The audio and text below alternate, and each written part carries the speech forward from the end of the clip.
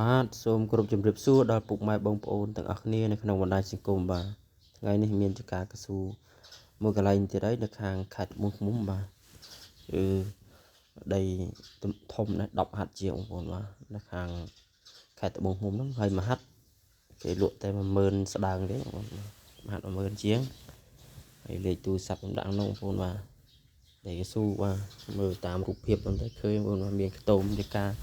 អីមកអេមបងប្អូនបាទហើយផ្លូវក៏មានបាទចាស៊ូវា